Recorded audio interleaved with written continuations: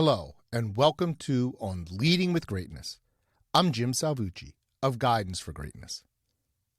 This week's installment, Now the Truth About Excellence. Marketing eats merit for breakfast. Let's revisit a hot controversy from the days of yore. WordPerfect versus Word. I'm not going to lie, I'm a tad trepidatious about opening this nerdish can of worms, but Excelsior!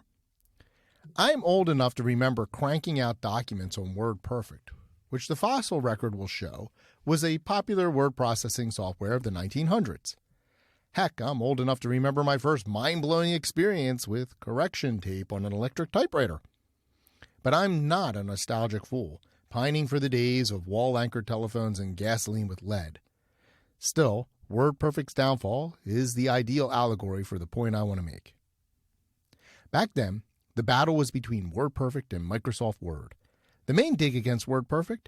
It was supposedly too clunky and unintuitive. But here's the truth. WordPerfect displayed its editing code, keeping the operation transparent and you in control. In contrast, Word to this day has you driving blind, turning the wheel over to the software while you pray that it doesn't careen off the screen and plow into marginal bystanders. With Word, you fight its obtuse intuition as it misaligns your text and mangles your font choices. In contrast, WordPerfect's transparent operation made fixing formatting woes simple. So how did the objectively inferior Word end up dominating? Sure, some people weirdly preferred it, and I'll bet I'll hear from a few of them, but many of us loathed and still loathe Word. One factor in Word's success may be found in those pesky antitrust allegations against Microsoft, but the bottom line, Word had way better marketing. That's it. WordPerfect's actual merit was no match for Microsoft's marketing muscle. You can find countless superior products that were outmarketed by junkier versions of the same. My brother still laments the triumph of VHS videotape over Betamax 4 decades later. Merit gets crushed by marketing almost every time.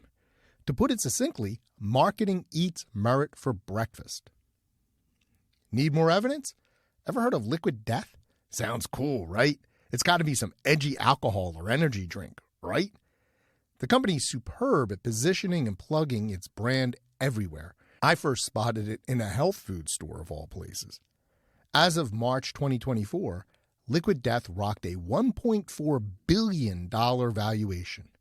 Must be some great stuff in those cans, right? If you know Liquid Death, you know the punchline. If not, you may want to dash off now and lay down some bucks for an icy tall boy of Liquid Death. That first sip will shock you into the reality that you just bought an overhyped can of water. $1.4 billion water. Marketing eats merit for breakfast. Or how about this golden oldie? What's the Wizard of Oz's big secret? Is he magical or even as wonderful as the annoying theme song would have it? No, he's just an ordinary man wielding way too much power. How does he pull off this charade for so long then? Yep, marketing. He's his own hypester. Pay no attention to the man behind the curtain. Indeed. And there you have it. Marketing eats merit for breakfast, and breakfast is served all day at this, the 24/7 diner of life. We see this merit marketing imbalance everywhere, including the workplace. Think of that self-aggrandizing blowhard colleague who never did squat but always landed the plum assignments and promotions. You know the one. Yeah, that one. Were they the most deserving? Hell no. Did they have radioactive dirt on the bosses? Not likely. Then how'd they pull it off? Relentless self-marketing, that's how. Zero talent? No worries. A little shameless shilling alone will take you far. Failing at work? Why, with some well-placed boasting, you can fail upward. It's true. Under the right circumstances, you only need to be competent in one area: self-promotion. Now, I'm not saying every successful person is a fraud. Not at all. Many folks earn it fair and square. And some of those are self-promoters and some not. But plenty more would succeed if they marketed themselves better. Meanwhile, countless knuckleheads succeed purely through self-hype and product placement. Marketing eats merit for breakfast. To be crystal clear, I'm not against marketing in the least. We all need and rely on marketing. We just need to see it for what it is and harness it to serve good, not evil. Marketing is everything, which is why I would argue we don't live in a real meritocracy. True excellence isn't the main reason people rise in our society. Look how often the best, most qualified politicians lose elections. We dismiss them as boring, while praising malignant dolts as colorful, and throwing our votes at them at our peril. Need evidence? Here's just 4 words. Former Representative George Santos. Georgie Boy is nothing more than a huckster who had no business running for office, yet easily bested his highly qualified opponent anyway. We can all spot deserving but overlooked folks being lapped by such bloviating hornblowers, squeaky wheels, and circus clowns. Here's some more outrage. I've known numerous university presidents, a position of great power, prestige, and overwhelming responsibility that should only go to the best of the best, who were clueless or even malevolent. Yet they got themselves hired and retained because they arrogantly puffed themselves up for their university boards. Some of these overweening, feckless wonders, even after they had flat out failed, just moved on to other universities to screw them up as well. Marketing eats merit for breakfast. So what does all this mean for workplace leaders? For one thing, great leaders need to self-promote strategically. Even the most exceptional leaders will flounder if they don't market themselves.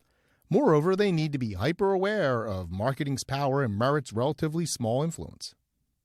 When hiring and promoting, resist the flashy self-promoters and ignore their siren songs. Focus instead on substantive evidence of performance, and don't overlook the underhyped stars. When I started as a provost at a new university, I discovered a staff member who was stuck in a dead-end role for years. Turns out she was intelligent, conscientious, hardworking, personable, and highly creative. Her dedication to the institution and student success was extraordinary. She was also humble to a fault, which helped keep her down. I quickly moved her to a role more suitable to her talents and more visible to the university. As soon as I could, I promoted her. Of course, she flourished, and I made sure everyone knew she had earned all her success. Never once did she hype herself, though, or even actively angle for advancement. Leaders need to be on the constant lookout for such untapped excellence.